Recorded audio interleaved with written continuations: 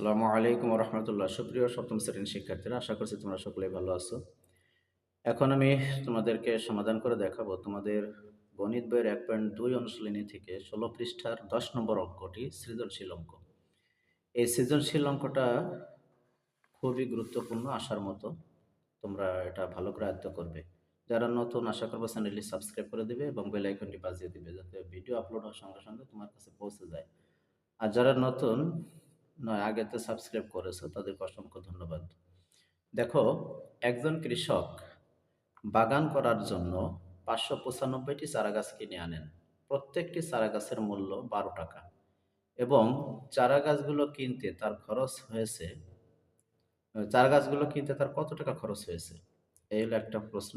2 নম্বর হলো, বাগানে প্রত্যেক সারিতে সমান সংখ্যক চারাগাছ লাগানোর পর কয়টি চারাগাছ অবশিষ্ট থাকবে? আবার বলছে, খরচের টাকার সংখ্যা আর চারাগাছের সংখ্যার বিয়োগফলের সাথে কোন ক্ষুদ্রতম সংখ্যা যোগ করলে যোগফল একটি পূর্ণবর্গ সংখ্যা হবে? তাহলে আমরা অঙ্কটা করে ফেলি। দেখো, প্রথম কথা হলো, চারা গাছগুলো কিনতে তার কত খরচ হয়েছে।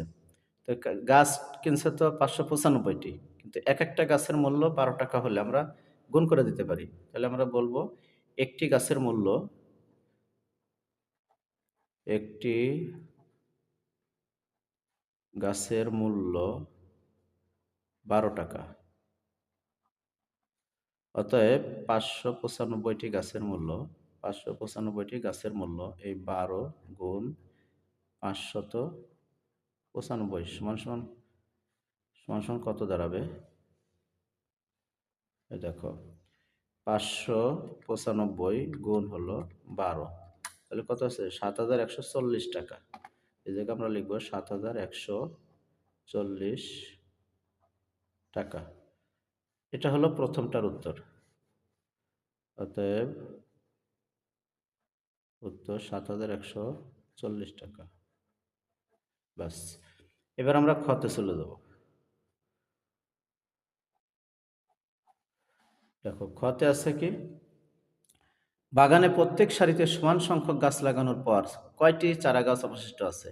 গাছ তো 595টি, তাহলে এটাকে আমরা বর্গমূল করব। তাহলে 595, এই যে এইভাবে টান দিব, টান দিয়ে আমরা 2 ঘর পর পর টান দেব, শেষে 1 ঘর থাকলে 1 ঘরে দেব। এখন এই 5-এর মধ্যে আমাদের বর্গমূল সংখ্যা কত? 2। 2 দুগুণে 4 হয়, এই জায়গায় 4 বসালাম। এবার বিয়োগ করে পাচ্ছি 1। এবার এই জায়গায় এই 95 কেটে আনবো। এবার আমরা কি করব? এই 2 এর ডবল এখানে 4 নিব। তাহলে এখানে আর কত নিলে সেই সংখ্যা দিয়ে গুণ করলে 195 হবে? আমরা সেই সংখ্যাটা কত নিতে পারি দেখো তো। আহ, দেখো, 4 নিলে কি হয় দেখা যাক। 4 4 16, 6 হাতে আমার 1, 4 4 16 আর 1 17, 176 হলো। যদি 5 নিতাম তাহলে কত হবে? 4 5 20, 5 নিলে যদি এখানে 45 হতো, 45কে 5 দিয়ে গুণ করলে হতো কত? 225। না, বেশি হয়ে যেত, এটাই ঠিক আছে। তাহলে বিয়োগ করে কত নামে? 6 আছে কত হলে 15 হবে? 9 আর 6 15, হাতে আমার 1, 7 আর 8, 8 আছে কত হলে 9 হবে 1 হলে, তাহলে 19টি। 19টি চারাগাছ অবশিষ্ট, 19টি যা লিখব, অবশিষ্ট চারাগাছের সংখ্যা যা লিখে দাও। অবশিষ্ট চারাগাছের সংখ্যা মানে বর্গাকারে সাজানোর পরে এইটা অবশিষ্ট থেকে যাবে 19টি। এইভাবে তোমরা অঙ্কটা করবে। এবার আমরা গ নম্বরে চলে যাব। গ নম্বরে আছে, দেখো, খরচের টাকার সংখ্যা। খরচের টাকা, এই যে দেখো, খরচ করছি কত? 7,140 টাকা খরচ করছি। খরচের টাকা থেকে চারা গাছের সংখ্যার বিয়োগ ফলের সাথে কোন ক্ষুদ্রতম সংখ্যা যোগ করলে যোগফল একটি পূর্ণবর্গ সংখ্যা হবে? তাহলে খরচের টাকা থেকে আমাদের এই চারা গাছের সংখ্যা বিয়োগ করে দিতে হবে 7,140। আমরা এখানে লিখি,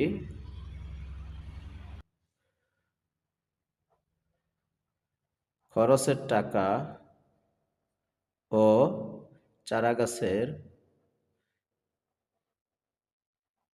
বিয়োগফল বিয়োগফল কত?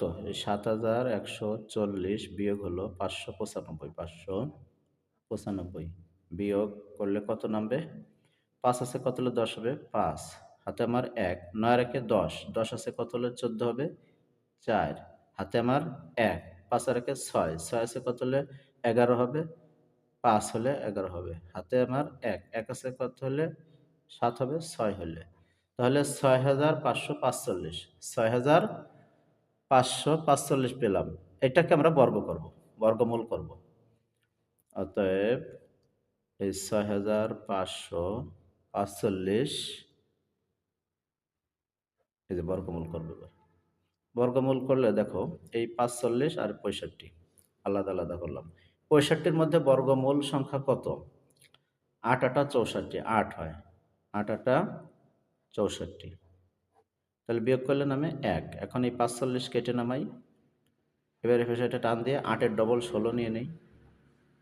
এখন এইখানে এর কাছাকাছি সংখ্যা নিতে হবে আমাকে, যেহেতু এই জায়গায় আছে কত?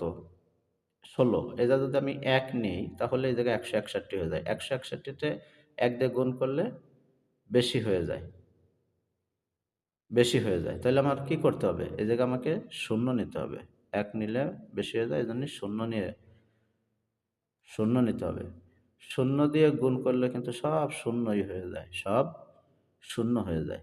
তাহলে আমাদের ১৪৫ অবশিষ্ট থাকলো। এখন এই যে ৮১ পেলাম, আমার কাজ হলো এই ৮১ র সাথে কোনো একটা ক্ষুদ্রতম সংখ্যা, সবচেয়ে ক্ষুদ্রতম সংখ্যা তো আমাদের ১। সেই ১ যোগ করে আমরা কি করব? ৮১ বানাবো। ৮১ বানাই, ৮১ কে ৮১ দিয়ে গুণ দিলে অবশ্যই একটা বর্গ সংখ্যা পাবো। সেই বর্গ সংখ্যা, সেটাই হলো বর্গ সংখ্যা। তা সেটা বানাইতে হলে এই ৬৫৪৫ এর সাথে কত যোগ করা লাগবে? ওটা বিয়োগ করে দিলেই আমরা ফলাফলটা পেয়ে যাব। দেখো, আমি একটু লিখে নিলাম।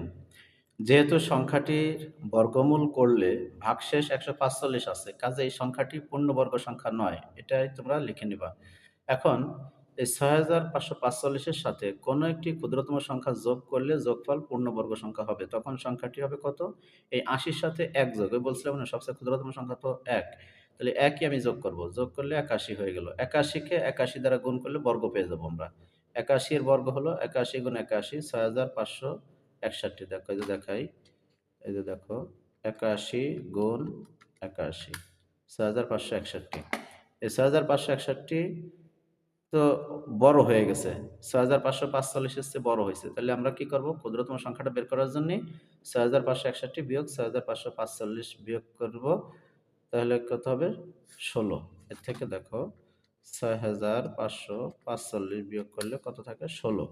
তার মানে হলো এই ১৬ উত্তর। ১৬ সংখ্যাটা। তাহলে আশা করছি তোমরা সৃজনশীল গণিতটাও বুঝতে পারছো। বুঝতে অসুবিধা হলে একটু বারবার টেনে, টেনে দেখো, তাহলে তোমাদের বুঝে চলে আসবে। এবং বারবার প্র্যাকটিসও করা লাগবে। খাতায় বারবার করতে হবে। তাহলেই তোমাদের আয়ত্তে আসবে। বারবার প্র্যাকটিস না করলে তোমাদের হবে না। অঙ্কের জন্য বেশি পরিশ্রম করা লাগবে। যাই হোক, তোমরা ভালো থাকো। পরবর্তী ভিডিওগুলোতে আমি পরের সংখ্যাগুলো সমাধান করে দেখাবো। ভালো থাকো। আসসালামু আলাইকুম ওয়া রাহমাতুল্লাহ।